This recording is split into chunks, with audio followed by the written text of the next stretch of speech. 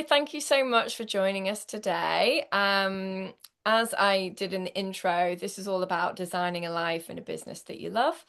And I wanted to chat with you today because I feel like you're someone that really lives by this. And I wanted to hear more about your story. And anybody that's listening that's maybe struggling right now, maybe they're a couple of years in or they're just like at the start of their entrepreneurial journey and there's just so much white noise everywhere and you just don't know where to go and you're just feeling a little bit overwhelmed. So that's what I'm hoping we can help alleviate some of that pain today. So yeah, thanks for being here. Yeah, thanks for having me. Can you tell us a little bit about your journey, how you began, like what that looked like, college, no college, that sort of thing? Cool. Yeah, I guess we'll kick off, I guess, from the college threshold. So I graduated with a degree in mechanical engineering. So from age 10 to 21, it was like, all right, all systems go, you're going to be an engineer. Um, and then I had an internship like my last year, and I was like, I don't think this is like the environment that I want to be in. I wanted to be like closer to the money. I wanted to be doing something more on the business side. So I stayed in school an extra couple years, and I got a graduate degree in marketing because I thought if I could, get on the marketing side of things, I could use those skill sets for my own personal creative work, but then professionally, it would give me a lot more leverage. So I graduated with 2 degrees, and the question was like, all right, what am I going to do? And I was fortunate enough to like get a position in a rotational leadership program at a telecom company, and it was cool for the first few years. I was getting, moved around in different positions. And the thing that I always loved to do was like coaching, right? So at the end of the program, you're in a role where you've got a team and you've got to like develop them and help them along or whatever. And I was excited about that. I was like, yeah, this is going to be like where I get to like live as myself in my job and, be aligned, right? But life circumstances kind of shifted my course because I got arrested and pregnant in the same month. And that shifted everything because now I was no longer in a safe, comfortable position. Now everything was in jeopardy. My job was in Wow. jeopardy. I'm going to become a father in 9 months. I got to go to court in 9 months. All of these, everything was then kicked up, right? That was my inciting incident. Right. And from there it was, well, what are you going to do now? Who are you? Like I was riddled in shame. I was saddled in debt. And I but I was always doing something on the side. So my creative passions were always cocooned somewhere on the side where I'm either making music or doing photography or video. And so I decided that you're going to like this part, Liz. So, um, before I knew what I was going to do, I was looking for jobs, right? Like that's the first thing that happens. You're like, oh, if I'm going to lose my job, let me look for another job. And along the way, you're like, maybe I should look for a job that's more aligned with like my passions or whatnot. And one night I'm at work and I decide I'm gonna write my own job description because why not? I might as well. Like everything's going to shit. This is an opportunity where I can script it and live it. That's my mantra. Script it and live it. So I wrote I my love job des- that. I love that. I'm listening to The Secret at the moment, and that is like exactly that. so that was a turning point where I decided to become the author in my own story, right? Up until that point, I was playing a role in other people's story, right? And now it was a big decision where, okay, well, if you could have your ideal role, your ideal location, the ideal job description, responsibilities, like what would that be? And so I wrote that down, and it wasn't the first time that I had written something down and lived it. The 10-year-old me had written down mechanical engineer in his bedroom with a description of what a mechanical engineer was, and he lived it. So I knew the power of simply writing down an intention as giving you a focal point for alignment. And fast forward, my son is born, my first child is born. I leave the job, and I go on a thought tour 2014.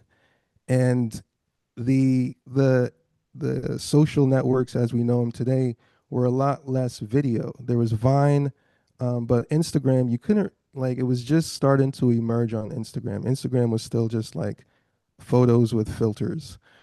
Can I just And quickly say, what's a thought tour? so Thought Tour was going all in on one simple idea, which is that my thoughts could create my reality. Okay. Yeah, And I when you're in like a the sound of it. when you're in a crisis, um, you there's like an instinctive need to like reach out and anchor onto some sort of belief in order to get through the crisis. And But can I'd I just always say, that's not a very instinctual thing. I think when you have a crisis, a lot of people, the thoughts, if they don't know about the spiritual, the personal development work, if you're in debt or like something bad is happening, that's a lot of the time what you focus on. And then like the more you focus on the bad thing, the more it gets worse and worse and worse. So I think that's like so incredible that you had that foresight to be like, everything's not going great right now. I need to focus on good things and like a different reality. So I think this is so cool that you like were doing this. it is cool. So there's a danger in that because what I had to reconcile with was like there's also an element of wishful thinking that can take place, right? And abandonment. So at that point in time, I had to like really clarify what faith meant. I had to clarify like what belief meant. All it was an opportunity to um, like discover true evidence for myself of what power I had inside. And I know it's not like it might not be like the first go-to for a lot of people, but what I mean by instinctual is just like there's a deeper part of you that is always looking for certainty. Like you're that's and in the midst of uncertainty, anything that gives you like a glimmer or a promise of hope in a certain direction, it grabs your attention. And what grabbed my attention was the idea that my thoughts could create my reality. Because I'd always had thoughts, but my thoughts were always like enclosed in my own mind, and I didn't always feel confident enough to share those thoughts or to make them public or visible. So Thought Tour was my personal like launching out of I'm gonna not only like think my highest thoughts, but I'm gonna make them public and I'm gonna share them with people and I'm gonna travel around the world and I'm gonna document it and I'm gonna make it a hashtag and a movement and an Instagram campaign. And I did that. What? I don't know this. This is Yeah. so, I am like absolutely loving this conversation. So, what was the thought tour? Like, so your son was born hmm and you decided you wanted to travel the world? Like, So it's a pop up. It was so the idea was like a pop up thing, like a pop up tour, right? Where wherever the thoughts led, that's where the tour was.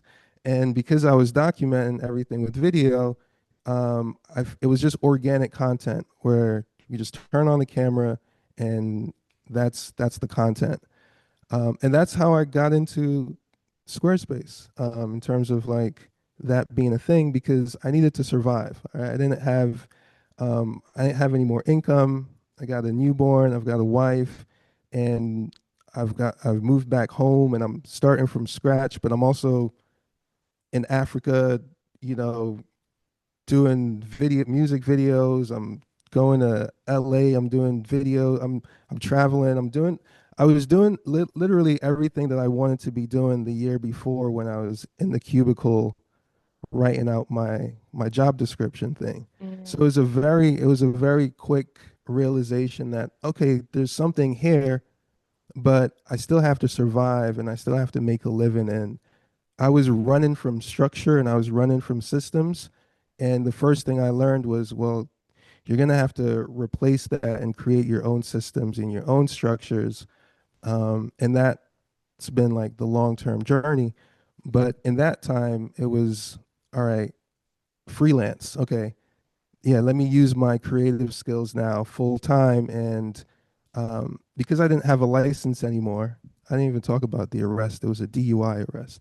Right, Because I didn't. okay. I didn't want to ask, but I just thought in case it was like something you didn't want to talk about. But yeah, okay, great. Well, you know what? Just for the listeners, because I know this is we weren't supposed to be chatting this long, and it's a long story.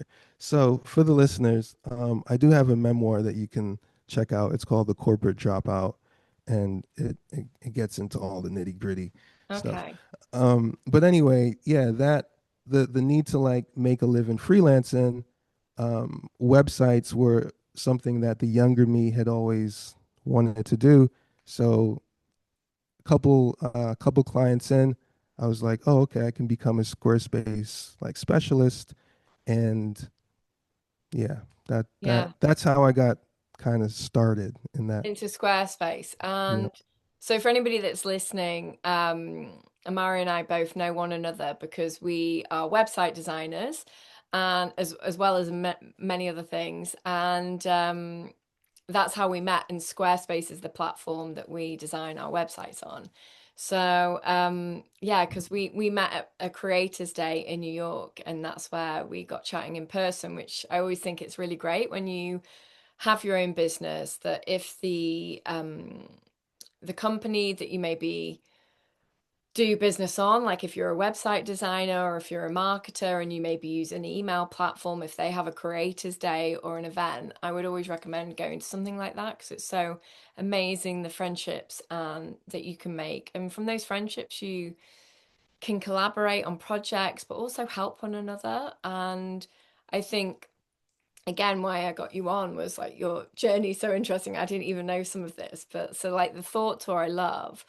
But now you grew your Squarespace web design business and then you started creating plugins like software that people will pay you for, like a service it's not yeah. service as a software, is it? The No, plugins, is it? so No. the need was I need to create an online business that's going to give me lifestyle freedom, right? Yeah. I didn't I want that that was the priority for me. And I wanted to be a certain kind of father who was present. I wanted to school my children myself because I had enough schooling to know that it wasn't enough.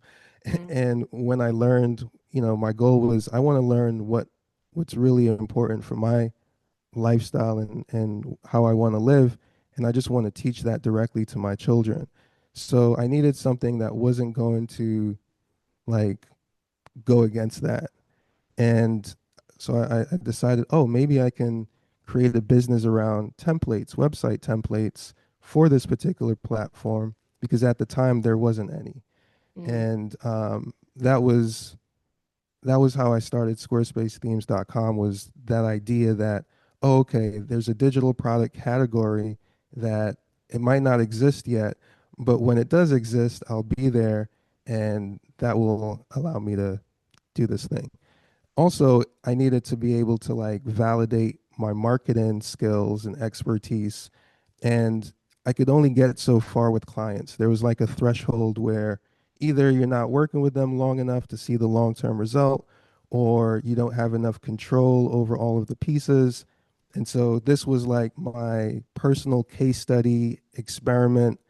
And it was also the biggest part was, can I be myself in a quote unquote professional business kind of a role and that be okay? Because I had left the corporate world, I had left the religious community that I had grown up in, and I was kind of just out on my own in terms of like identity and belonging. mm, And that was like a big question mark was, can Omari be himself on the internet and make a living just out in the wild, right? Like how do you build trust? How do you, how do you do all of these things? So that was like a case study on multiple levels. So on the deepest level, it was a personal development journey from the beginning. Mm, And then it was also a practical journey of, can I apply these skills? And then also, what's the product category? So over the years, I've literally marketed every single product or service connected to the Squarespace platform. So I started with a productized service, plugins, other people's services, SaaS products, courses, masterminds. And along the way, I became an affiliate for a lot of those services as well. So today, a decade later, it's kind of like the proof point that I needed in the beginning of everything, right? Like all yeah. of the things that were uncertain, all of the things that I had questions about, all of the things that I didn't have experience with, but I had a passion for. I just practiced it over the years with that. And I think that's really why we connected, is because over the years, as I've grown and evolved, I've still kept it, and I've kind of shifted gears where it's allowed me to grow as a person and as an individual, like without letting go of the asset. Mm. I think from what you're saying as well, it's like you're kind of playing, you're having fun. Like it's obviously it's serious, you've got to support, your family and stuff, but you are like you're approaching everything with curiosity, like what if I tried this and what if I tried that? Um, and you're following your intuition of like, okay, I'm going to get here first with templates and I'm going to try affiliates and stuff. So you don't think like this is the only way to do something. It's like how can I make more money? Like I'm capped at doing being a designer, like, and that's kind of well, how could I maybe produce more income? And it's like, well, I could do plugins because that's like endless how many people could buy that. And because you've got marketing background, it's like, again, kind of a bit fun. Like, how can I use this to like really grow that? Um, Hmm. I think I've got a friend that has like an aptitude for baby sleep. So when her husband's a pilot, and she knew that when they had a child together, that he would really need to sleep. It would be really important for him to sleep. So she did a lot of research on how to get their baby sleeping straight away. And she just had a natural gift for it. And then she retrained to get the certification, even though she could do it anyway, to do baby sleep consultancy. And Hmm. now she does that, but her background was in marketing. So it's like, I think it's really great when you are a marketer naturally, or you've trained in it in university, and then you have a business. It's kind of like you can use all of those skills to grow this. I think what's really interesting for me is I'm totally the opposite to you, but also very similar. It's like I had no marketing background, and I came into this world of owning a business as a total baby and floundering with thinking that this one person that promoted me at the start of my journey and my business took off, that it would always be that way. And I didn't think, oh, I'm actually going to have to do something about getting clients. I don't know what I thought I was thinking. But I Hmm. think a lot of people, when they are beginning, they know that they're good at what they do, but you really just don't realize how intense it is to do all of the things. And I think, again, like going back to people that are watching this that are maybe struggling and you just don't know Hmm. where to begin when you are Yeah. struggling. Like my journey was very similar, like in the fact that I was 13 years old and I decided I wanted to be a fashion designer. And I didn't even think, I'm really into the law of attraction and the universe and all of these things. And I believe that that was my first manifestation because I was just like, there is no other option. I'm becoming a fashion designer. And then, yes, I did all the steps. and I was a fashion designer in London for 10 years. And so like you wanted to be an engineer, I wanted to be a fashion designer. We know that I don't think I clocked that thoughts made that happen and like obviously all of the steps, but it just was. And I think I was like, right, I'm just going to become a website designer after, that's another story about how I got to this place. And yeah, like I said, I just really struggled with what to Yeah. do. And I find that when you're starting out and you're good at this thing, you might not be good at a lot of other things. And, Yeah. one of the most important things when you have a business is bringing an income so that you Hmm. don't starve and are homeless. So, you might be really good at that, but what would you say to the people Yeah. that maybe don't have a marketing background that are struggling with how to bring that income when they know that they're really good at what they do? Yeah. Yeah, what would you say to those people? So everything that I really learned, I learned from people on the internet who were already doing the thing that I wanted to do, right? So no one in college was doing the thing that I wanted to do. Nothing from my actual you know, professional education or whatever applied once I was out in the wild internet of having to do it on my own. And so really early on, um, when I was looking for certainty, right, it was like filtering through tons of different people with different messages and different, and I was very skeptical, right? I was like, I need to find like truth, right? And so the people who were transparent in what they were sharing are the ones who I gravitated towards.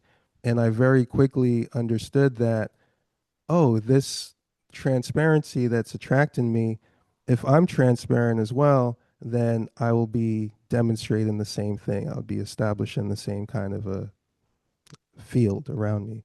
And so nowadays, the way I think about marketing is really simple, and it's how I've practiced it.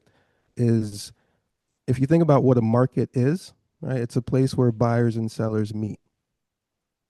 And market in, just put in the ing on that.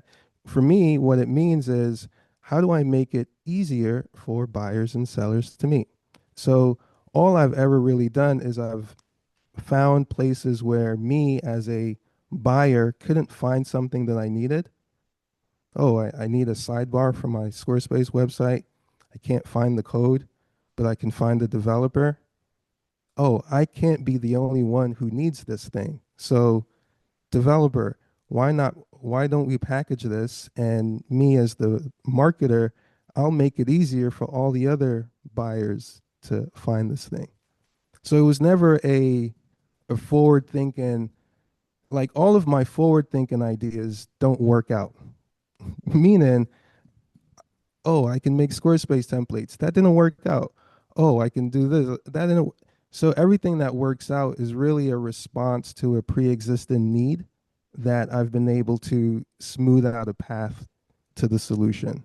Mm, And smoothing out the path to the solution just means how do I create a larger surface area or larger possibility for more people to encounter a thing. So the first thing I started with my business when I knew, okay, I have this is what it's going to be. I started with community, and like from day one, it was community, an email list for you know direct contact, and a blog, a website. Right, those are the three things. The community served a very specific purpose of I'm not going to be the only one with this desire. Right now, I might be the only one who's thinking about templates, but in the future, there's going to be more people. I know I'm not the only one struggling with customizing Squarespace templates. So community became the first anchoring point of transparency, where I can share what's going on and other people could immediately benefit. And then email list was, okay, over time, I'm going to meet people and create contacts. And having that email list today, like literally every person in our ecosystem that's like, you know, known, expert, sells something, they're on that email list. So it's like a treasure trove of, you know, years of building that thing. And then the blog is so the outside internet world, when they're searching for something, they can find it.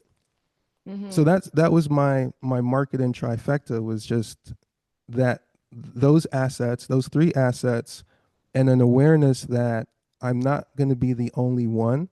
So I should leave behind some breadcrumbs along the way. And every time you run into a problem, recognize the fact that it's worth turning into a public solution for more people. And that's how I've been able to do it. That's how I've been able to grow.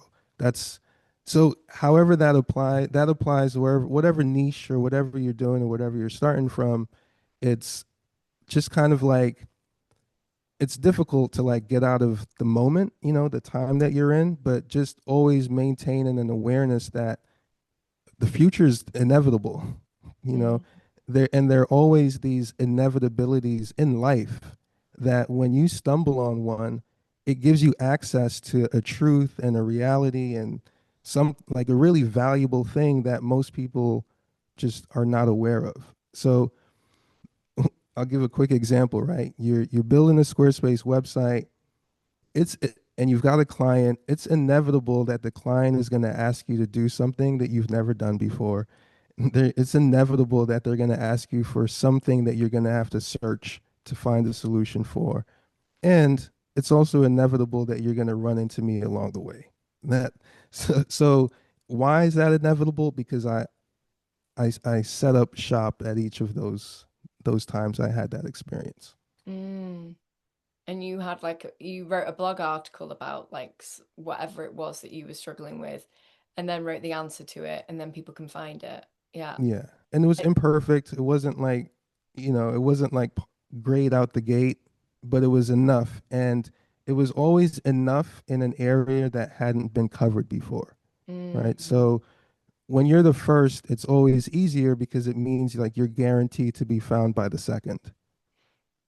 See, and the thing is, I've got a few friends like you who are the first. I feel like they're the trailblazers. They're like the big thinkers. And I see myself more as a sheep.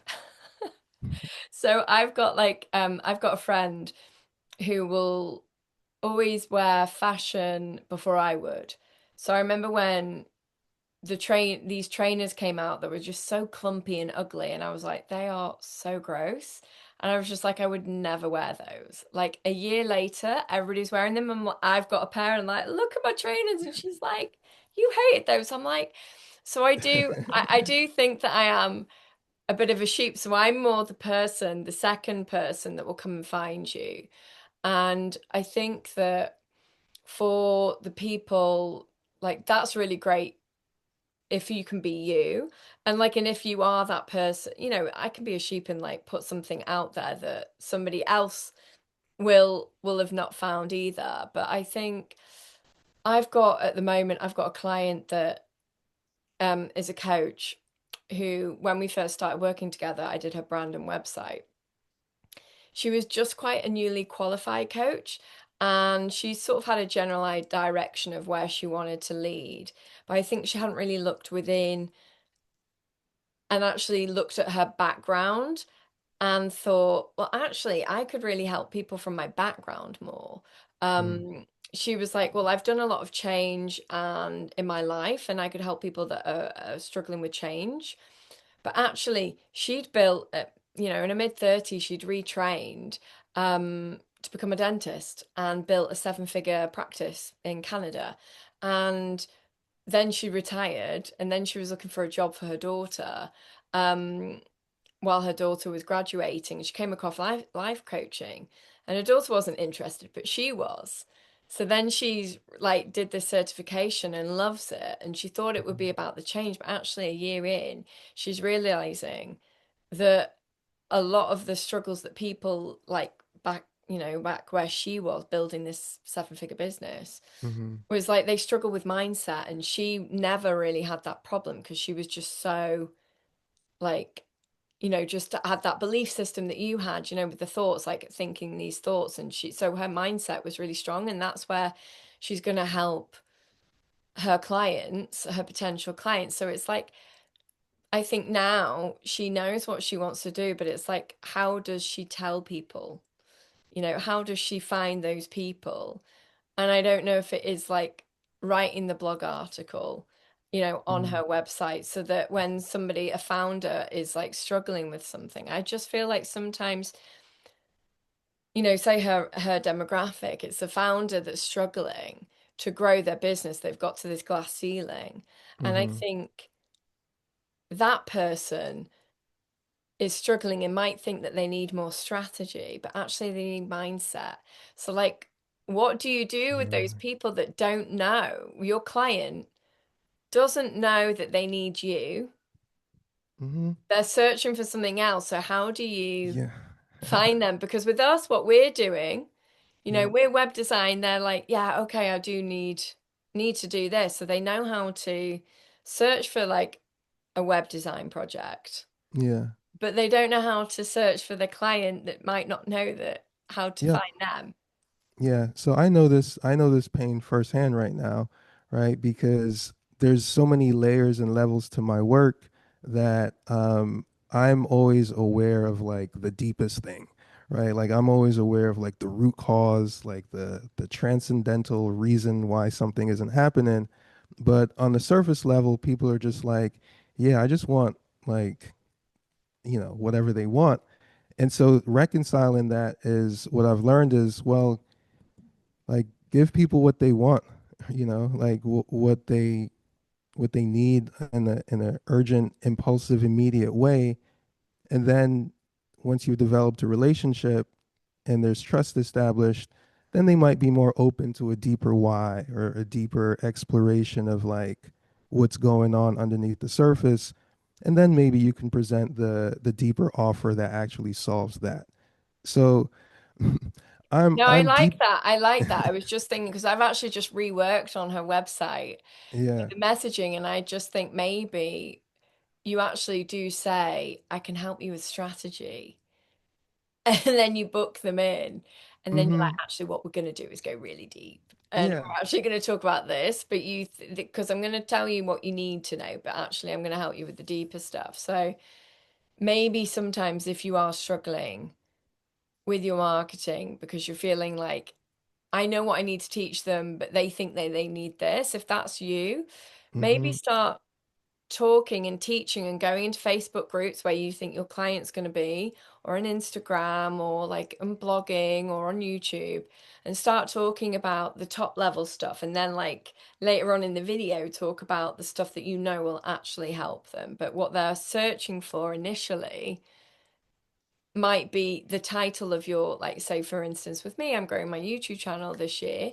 I might put in there stuff about website design and about how to design a great website, but actually towards the end of the video I talk about the practical steps, but I talk about the deeper work towards the end, and then they're like, oh, but they will have been searching for how to build a great website. So Yeah. yeah, I'm kind of Meeting just people where riffing with they you are. on this, but I quite No, like you no, you the got idea it. of I that. think Yeah, you clarified that very well because that's the key is meeting people where they are yeah, and then bringing them to where you know they need to be.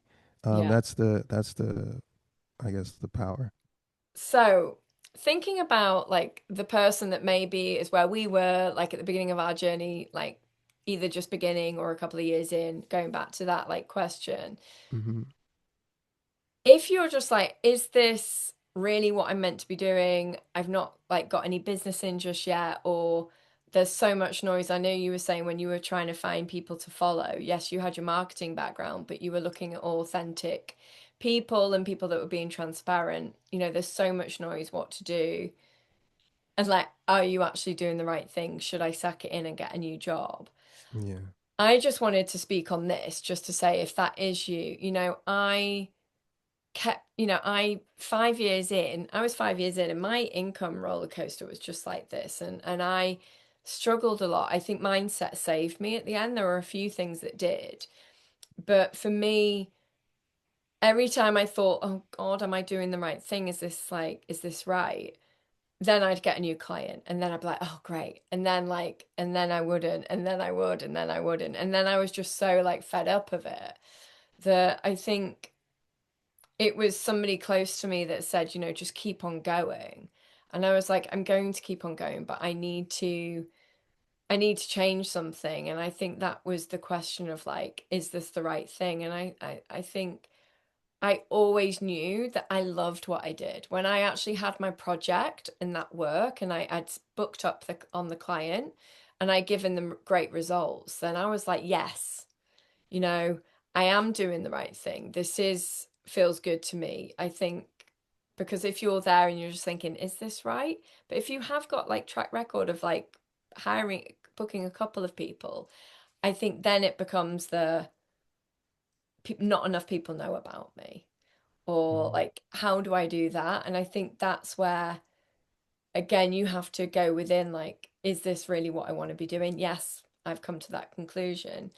How do I put myself out there? And for me, it really was like a case of like, well, I'm really good with people. And so I actually think I need to build a community, or I need to like make friends with experts in the field and chat to them. Um, it needs to be that I may be going to local events locally to me, or I'm joining masterminds that I really enjoy, which I know people that could become my clients, but I'm actually joining for me, but potentially I'm in a client pool area. Um, so like that's kind of I just went into my intuition and my gut and was just like, what feels good to me to market? Um, Mhm. because I think that noise can be so loud, Amari, and we just don't know when you're Yeah. struggling. Yeah, so the shortest path is to find out wherever the market is and go there and start there. So when I was at my lowest point, 18 months in, um, I didn't have any clients. I was already listed in the directory, but I had kind of priced myself out. I just went back to which now it's Upwork, but I went there and I was like, okay, I know that every day there's going to be someone who's looking for the service that I'm offering. And that Right. gave me immediacy. That was like something that I can take action on every single day and show up for. But immediately, because I didn't stay there long, the question that I was always asking is why. So like why does this person show up? Like why do they need this service now? And how can I meet that need sooner or earlier? Um, and that compresses like your time where it's like, oh, okay, well, like we was just saying about meeting people where they are, if they think that they need to, go to an event to find what they're looking for, and I'm what they're looking for, well, I should probably go to the event, right? Mm. If they think that they have to go to a platform and search for and put a job description, well, maybe I should go there first, and because here's the deeper thing about marketing, or just the long term thing is you're just creating relationships right from scratch, right? So business is a system of relationships built around a particular value exchange. And once you look at it from a relational level and you strip away the words like business or marketing, and you're like, oh, yeah, I got a client and now I have a relationship with the client. And wouldn't it be nice to have long-term relationships with my clients? And what would my business look like if I never had to worry about these problems? Because, right, so I say that to say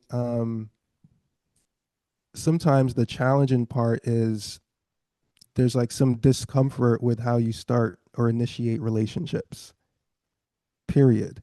And business is just another avenue to initiate relationships. And if you can find a comfortable way to do that, or if you just look at how you do that naturally, socially, um, then you can just say, oh, like you've done, oh, I can just apply that to business, right? Yeah, like Um, if you, what's natural to you, for me, I will be quite personable. I can talk to people on like Zoom calls or like in person. Whereas somebody might be more introverted, but they're a really great writer. So then they start blogging. Or there was yeah, something that you said there where I thought, say, for instance, with the client that I was mentioning that's speaking to founders, then I would be going to events where founders are. Hmm. And And I'd be on the like, stage. yeah, like, so that's you sort of find out where the people are that you want to talk to, and then you figure out how you want to talk to them. Yeah, either Um, physically or digitally. That yeah, like it's always happening. yeah. And I would always say as well, if you're struggling, like, figure out what works well for you, what you enjoy the most, like that, the media, not the media, but I can't think of the word, but figure out Medium. what works best for you, the platform or the, in person, personable stuff, writing, whatever that is. And then just go all in on that. Like, don't listen to any other noise. And I know like people say to be omnipresent, but like be omnipresent once you've built like the one platform or the one like strategy that you've decided on is what I would Yeah. say. So I know, Amari, I said at the beginning of this, before we got on, I'm like, this is going to be a 20-minute chat. Um, but I like to chat. So, and I like to listen. So I've really enjoyed hearing your story. Is there anything else before we wrap this up that you would like to share about yourself or like how people can get in touch with you, but also like any final words of wisdom that you would just give to motivate somebody that's maybe at that point where they are thinking about going back to a 9 to 5? Yeah. Maybe, you have to do what's true for you first, right? And at all of my deepest crisis moments, it was getting back to, okay, what is true for me right now, right? Maybe the truth in the moment was I have to go look for a job. So I did what was true in that moment. Um, but then what are you really devoted to from your heart in terms of a long-term commitment that is unyielding, unceasing, has already been there and is not going to be there, right? That is going to give you the what you need to be able to endure the storms and the turmoils that are inevitable. And then finally, where are you most useful? Where are you today? Where are you able to help someone and deliver some sort of value, regardless of whether you're getting paid for it or not? Where can you use your energy in the moment and in the 8 hour time span that you have to ensure that at least one person is helped from you doing your core work? And if you can do that every day, you'll be fine. it, it, Oh, the circumstances might not be fine, but you will be able to endure the circumstances and you'll be fine on the other side. I love that so much. I think I thank God like every day that I found what I want to do or that I did. Like I loved fashion design until I didn't. And now I think the reason why I did keep on going was because I had found what kept me, was my North Star about like why I wanted to do this. And you've just got to figure out a way to like make it work. So yeah, thank you so much, Amari. So where can people find you? Yeah. OmariHarebin.com. And I think that's probably a good launching off place. Okay, great. Well, thank you for joining us today and hope you've enjoyed today's video. And I'll see you soon in my channel.